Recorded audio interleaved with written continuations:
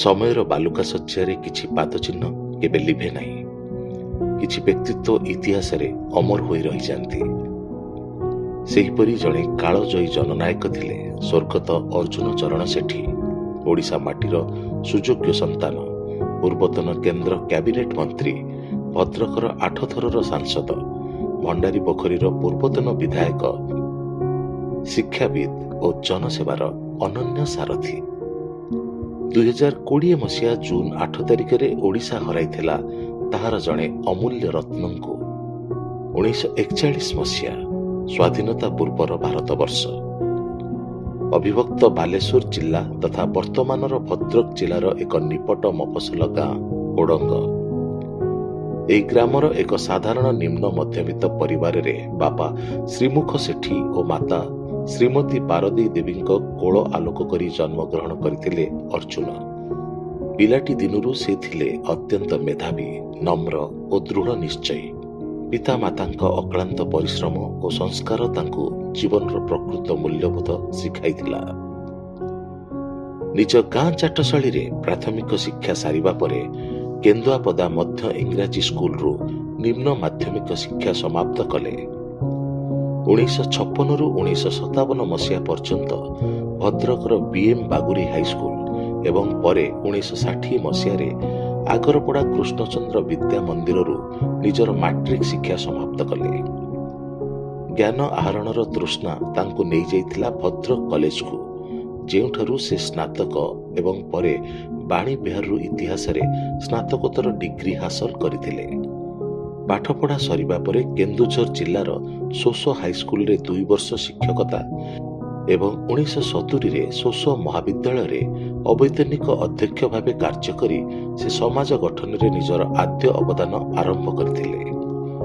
1971 ମସିହାର ପ୍ରଳୟଙ୍କରୀ ବାତ୍ୟା ସମୟରେ ସେ ନିଜକୁ ସମ୍ପୂର୍ଣ୍ଣ ଭାବେ ରିଲିଫ ଓ ଉଦ୍ଧାର କାର୍ଯ୍ୟରେ ନିୟୋଜିତ କରିଥିଲେ। ସେହି ସେବା ମନୋଭାବ ହିଁ ତାଙ୍କୁ ଜନତାଙ୍କ ହୃଦୟରେ ସ୍ଥାନ ଦେଇଥିଲା। କ୍ଷମତା ପାଇଁ ନୁହେଁ, ବରଂ ଲୋକଙ୍କ ଲୁହ ପୋଛିବା ପାଇଁ ସେ ରାଜନୀତିକୁ ଆପଣାଇଥିଲେ। 1990 ଓ 1995 ମସିହାରେ ଭଣ୍ଡାରୀ ପୋଖରୀରୁ ବିଧାୟକ ଏବଂ ଐତିହାସିକ ଭାବେ 8 ଥର ଭଦ୍ରକ ଲୋକସଭା ଆସନରୁ ସାଂସଦ ଭାବେ ନିର୍ବାଚିତ ହୋଇ ସେ ଜନବିଶ୍ୱାସର ଅନନ୍ୟ ଉଦାହରଣ ସୃଷ୍ଟି କରିଥିଲେ। କୃଷି, ରେଳବାଇ, ଯୋଗାଯୋଗ ଓ ବିଭିନ୍ନ ସଂସଦୀୟ କମିଟିରେ ତାଙ୍କର ଦକ୍ଷତା ଓ ନିରପେକ୍ଷତା ସମସ୍ତଙ୍କ ପ୍ରଶଂସା ଅର୍ଜନ କରିଥିଲା। 2000 ମସିହାରେ ପ୍ରଧାନମନ୍ତ୍ରୀ ଶ୍ରୀ ଅଟଳ ବିହାରୀ ବାଜପେୟୀଙ୍କ ମନ୍ତ୍ରିମଣ୍ଡଳରେ କେନ୍ଦ୍ର ଜଳସମ୍ପଦ ମନ୍ତ୍ରୀ ଭାବେ ସେ ଶପଥ ଗ୍ରହଣ କରିଥିଲେ। ସ୍ପେନ୍, ଜର୍ମାନୀ, ଅଷ୍ଟ୍ରେଲିଆ, ବାଂଲାଦେଶ ଓ ମିଳିତ ଜାତିସଂଘ ପର୍ଯ୍ୟନ୍ତ ଅନେକ ଆନ୍ତର୍ଜାତୀୟ ମଞ୍ଚରେ ଭାରତର ସ୍ୱରକୁ ଦୃଢ଼ତାର ସହ ଉପସ୍ଥାପନ କରିଥିଲେ।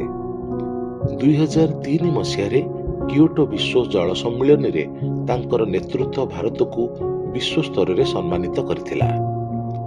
ଭଦ୍ରକ ଓ ଓଡ଼ିଶାର ବିକାଶ ପାଇଁ ତାଙ୍କର ଅବଦାନ ଅବିସ୍ମରଣୀୟ।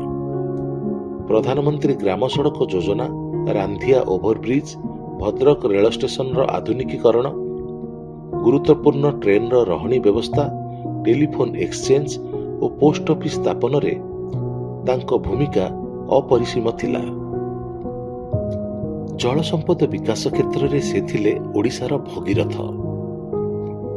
ରେତ, ଚେଲିଗଡ଼, ଆନନ୍ଦପୁର ବ୍ୟାରେଜ, ସାଳନ୍ଦୀ ସଂସ୍କାର, ମଞ୍ଜୋର ଓ ତେଲଙ୍ଗିରି ସମେତ 7ଟି ବୃହତ ଜଳସେଚନ ପ୍ରକଳ୍ପ ପାଇଁ 1122 କୋଟି ଟଙ୍କାର ଅନୁଦାନ ଆଣି ଲକ୍ଷାଧିକ ଚାଷୀଙ୍କ ଜୀବନରେ ଆଶାର ଆଲୋକ ଜଳାଇଥିଲେ। କେବିକେ ଅଞ୍ଚଳର ଜଳ ସମସ୍ୟା, ବର୍ଷା ଜଳ ସଂରକ୍ଷଣ ଓ ବନ୍ୟା ନିୟନ୍ତ୍ରଣ କ୍ଷେତ୍ରରେ ମଧ୍ୟ ତାଙ୍କ ଦୂରଦୃଷ୍ଟି ଉଲ୍ଲେଖନୀୟ। ସେ କେବଳ ଜଣେ ରାଜନେତା ନୁହନ୍ତି, ଜଣେ ଦରଦୀ ମଣିଷ ଥିଲେ।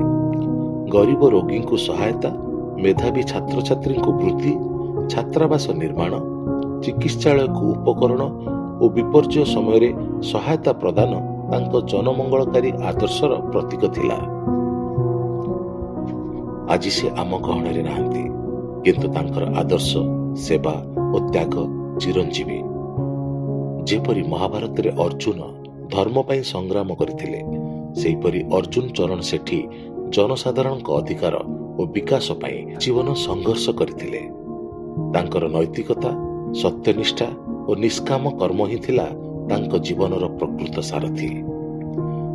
ହେ ମାଟିର ମହାନ ବରପୁତ୍ର, ହେ କାଳଜୟୀ ଜନନାୟକ, ଆପଣଙ୍କ ପୁଣ୍ୟ ସ୍ମୃତିରେ ଆମେ ନତମସ୍ତକ।